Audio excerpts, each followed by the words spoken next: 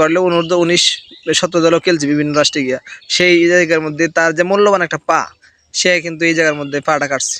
যাই হোক, তবে উন্নত কর্মকর্তা। আসসালামু আলাইকুম রহমতুল্লাহ। অবশেষে আমাদের দানাপাটুলি দুলদিয়া সংলগ্ন ব্রিজের কাজ শুরু, সকলে দেখে যাবেন ইনশাআল্লাহ।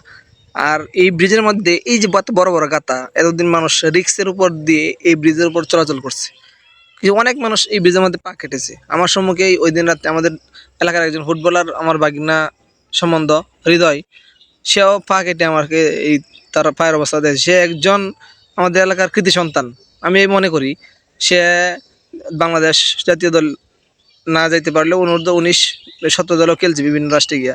সেই জায়গার মধ্যে তার যে মূল্যবান একটা পা, সে কিন্তু এই জায়গার মধ্যে পাটা কাটছে। যাই হোক, তবে উন্নত কর্মকর্তা, চেয়ারম্যান মেম্বার এবং এমপি মন্ত্রী যারা আছে, তাদেরকে অবশ্যই এটা নজরে আনা উচিত, যাতে তারা এই ব্রিজটা সঠিকভাবে মেরামত করে আমাদের এলাকার মানুষের জন্য, কয়েক হাজার মানুষের বাস। আল্লাহ রাব্বুল আলামিন সকলকেই বুঝদান করুক।